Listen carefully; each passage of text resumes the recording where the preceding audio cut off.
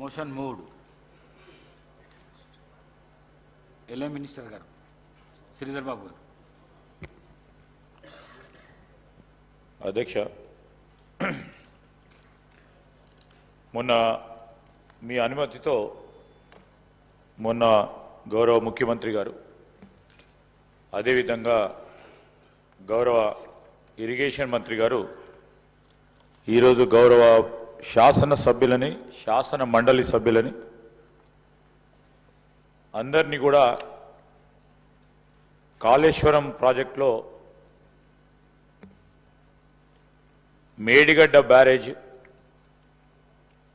సందర్శించటానికి రావాలని ఈ సభాముఖంగా వారు కోరటం జరిగింది. అధ్యక్ష, మనందరికీ తెలుసు, ఈరోజు రాష్ట్ర ప్రజలందరికీ తెలుసు, నేను గౌరవ సభ్యులందరినీ కూడా కోరుతా ఉన్నాం, తప్పకుండా మీరందరూ రావాలని. ఎందుకంటే మనం చూసాం మొన్న బ్యారేజ్ నిర్మాణం, ఆ నిర్మాణంలో ఉన్న లోపాలు, ఆ లోపాలకు సంబంధించిన అనేక అంశాల విషయంలో మా ప్రభుత్వం రాగానే గౌరవ ముఖ్యమంత్రి రేవంత్ రెడ్డి గారు అదేవిధంగా ఇరిగేషన్ మంత్రి గారు పూర్తి స్థాయిలో సమీక్షించి గత నెల ఇరిగేషన్ మంత్రి ఉత్తమ్ కుమార్ రెడ్డి గారు కూడా మేము ఇతర సహచర మంత్రివర్గ సోదరులందరం కూడా పోయి వాస్తవ విషయాలు ఆనాడు ఆ ప్రభుత్వంలో పనిచేసిన అధికారులతో పోయి నివేదికలు తీసుకొచ్చి మేడిగడ్డకు సంబంధించి కృంగిపోయిన బ్యారేజ్, శిథిలావస్థకు చేరిన బ్యారేజ్, పగుళ్ళు వచ్చిన బ్యారేజ్, దాని అసలు కారణాలేందని మరి విజిలెన్స్కి ఇవ్వాలని వెంటనే విజిలెన్స్కి ఇవ్వటం జరిగింది. విజిలెన్స్ రిపోర్ట్ వచ్చింది.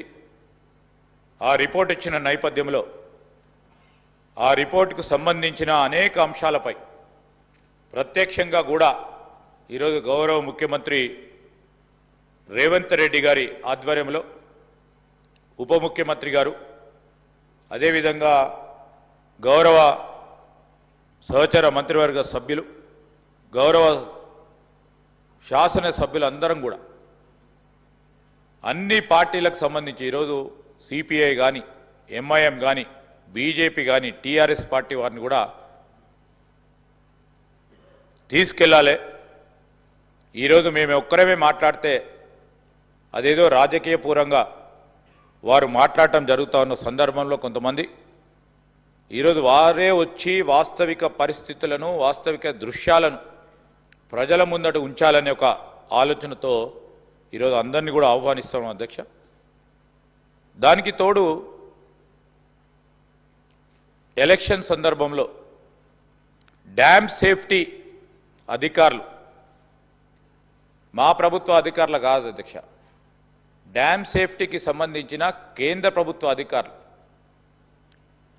మొదటి నుంచి కూడా ప్రాజెక్ట్ డిజైనింగ్లో, ప్రాజెక్ట్ ఇంప్లిమెంటేషన్లో, ప్రాజెక్ట్ ఎగ్జిక్యూషన్లో ఈరోజు అన్నిట్లో కూడా తప్పిదాలు ఉన్నాయని వారిచ్చిన అభిప్రాయాన్ని ఈ సభాముఖంగా ఈరోజు తెలియజేస్తూ ఉన్నాం.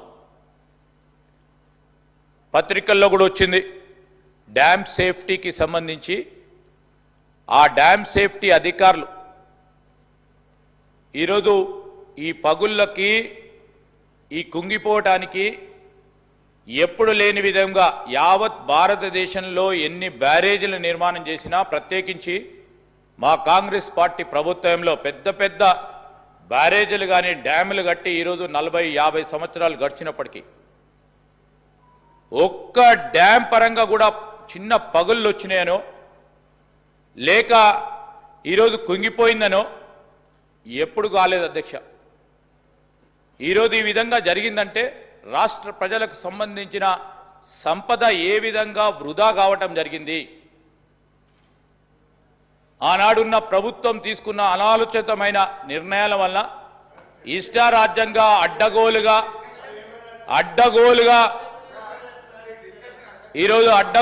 నిర్మాణం జరిగింది కనుక పూర్తి స్థాయిలో అవినీతి జరిగిందని, ఆ అవినీతి వలన రాష్ట్ర ప్రజలకు సంబంధించిన ఖజానాకు సంబంధించిన డబ్బు ఏ విధంగా దుర్వినియోగమైందని విజిలెన్స్ రిపోర్ట్ ఇచ్చిన మాట వాస్తవాన్ని వారి దృష్టికి తీసుకెళ్తున్నాం అధ్యక్ష. వారి దృష్టికి తీసుకెళ్తా ఉన్నాం అధ్యక్ష. మేం చెప్పింది కాదు. ఈరోజు మా ప్రభుత్వం చెప్తే ఒక రీతిగా ఉంటుంది, మేమేం చెప్పలేదు అధ్యక్ష. ఒక పరంగా డ్యామ్